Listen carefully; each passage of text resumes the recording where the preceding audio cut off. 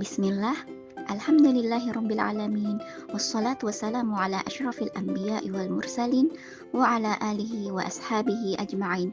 Amma ba'du. Rabbi shrah li sadri wa yassir li amri wahlul 'uqdatam min lisani yafqahu qawli. Rabbi zidna ilman warzuqna fahman. Hai semua, selamat datang di channel Harisma. Pada kesempatan kali ini, kita akan membahas sesuatu yang cukup penting dalam dunia pendidikan. Pernah nggak sih kalian merasa belajar bahasa Arab itu sulit? Mungkin karena materinya kurang sesuai dengan kebutuhan kalian? Nah, konsep ini insya Allah bisa menjadi solusinya. Sebelumnya, Assalamualaikum warahmatullahi wabarakatuh.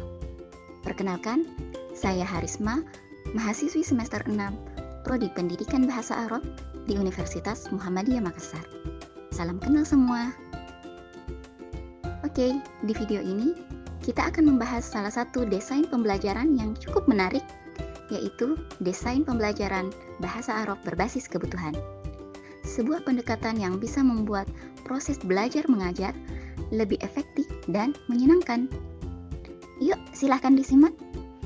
Setiap orang punya cara belajarnya masing-masing. Ada yang cepat paham dengan membaca, ada yang lebih suka mendengar, dan ada yang lebih efektif dengan praktik langsung. Begitupun dengan peserta didik. Mereka memiliki kebutuhan belajar yang berbeda-beda. Nah, pembelajaran berbasis kebutuhan menyesuaikan metode pengajaran agar setiap peserta didik bisa belajar dengan cara yang paling tepat atau paling cocok bagi mereka. Oleh karena itu, pembelajaran harus dirancang agar sesuai dengan kebutuhan peserta didik. Konsep desain pembelajaran bahasa Arab berbasis kebutuhan memastikan setiap peserta didik mendapatkan materi yang relevan dan mudah difahami. Jadi, dapat kita pahami bahwa desain pembelajaran bahasa Arab berbasis kebutuhan adalah cara merancang metode belajar bahasa Arab sesuai dengan kebutuhan peserta didik, di mana pendidik menyesuaikan metode pengajaran dengan tujuan dan karakteristik masing-masing peserta didik. Bukan hanya sekedar mengikuti kurikulum standar, tapi benar-benar menyesuaikan dengan apa yang peserta didik butuhkan, sehingga pembelajaran lebih efektif dan lebih menyenangkan. Nah, apa sih pentingnya menerapkan desain pembelajaran berbasis kebutuhan? Coba bayangkan, kalian ingin belajar bahasa Arab untuk komunikasi sehari-hari. Tetapi, materi yang diberikan hanyalah teori tata bahasa yang rumit, tanpa contoh percakapan yang nyata. Pasti akan terasa sulit, kan? Nah, jika pembelajaran dibuat dengan pendekatan berbasis kebutuhan, kalian bisa mendapatkan materi yang sesuai, seperti latihan percakapan langsung dengan dialog praktis, video interaktif, atau bahkan simulasi kehidupan sehari-hari. Tentu saja, materi ini lebih relevan dan lebih bermanfaat karena sesuai dengan kebutuhan masing-masing peserta didik. Jadi, mengapa hal ini penting? Tentu saja karena 1.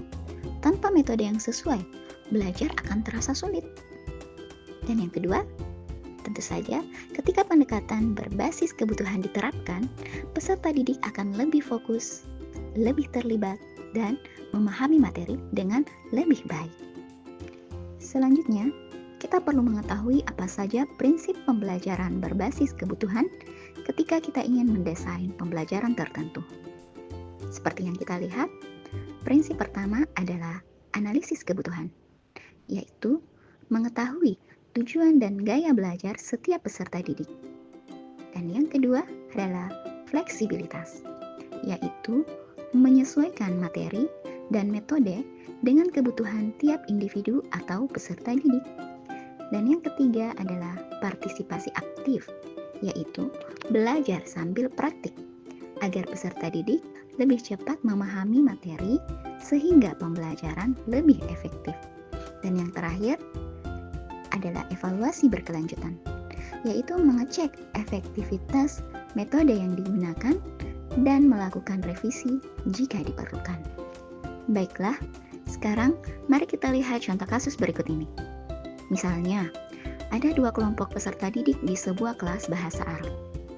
Kelompok pertama ingin fokus belajar bahasa Arab untuk percakapan sehari-hari. Nah, untuk kelompok ini, metode yang terbaik adalah latihan berbicara langsung dengan skenario kehidupan nyata seperti berbelanja di pasar misalnya, bertanya alamat, atau berdiskusi santai. Dan kelompok kedua, misalnya mereka ingin memahami teks akademik atau kitab klasik Arab. Apakah mereka juga butuh latihan percakapan? Tentu saja tidak, karena mereka lebih membutuhkan latihan membaca teks, menafsirkan kitab dengan bimbingan yang sistematis untuk memahami makna mendalam, serta menerapkan teknik membaca kritis. Nah, berdasarkan dua contoh kasus tadi, lagi-lagi kita mendapati bahwa dengan pendekatan berbasis kebutuhan, pendidik dapat menyesuaikan strategi pembelajarannya dengan memberikan materi dan metode yang paling sesuai untuk setiap kelompok, sehingga semua peserta didik bisa belajar dengan lebih efektif karena mendapatkan materi pembelajaran yang relevan dan lebih berguna sesuai dengan tujuan mereka masing-masing. Oke, jadi bagaimana cara menerapkan konsep ini dalam pembelajaran bahasa Arab? Berikut langkah-langkahnya.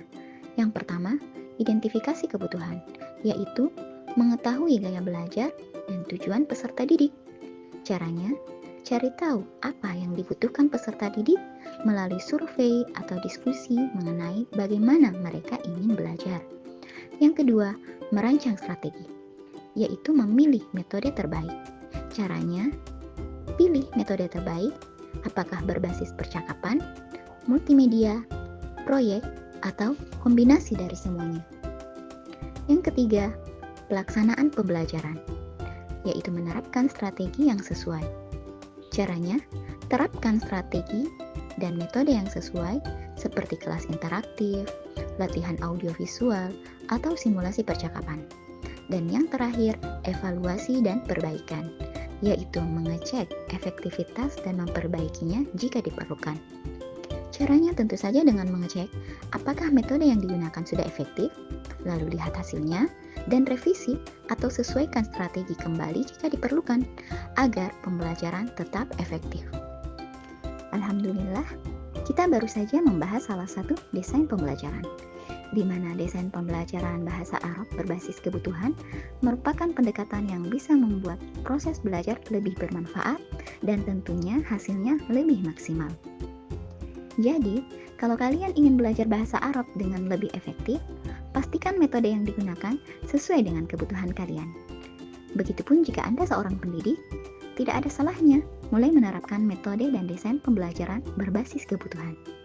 Dan bagi kalian peserta didik, jangan ragu untuk berbagi ide tentang bagaimana cara belajar yang paling tepat atau paling sesuai buat kalian. Baik, terima kasih telah menyaksikan.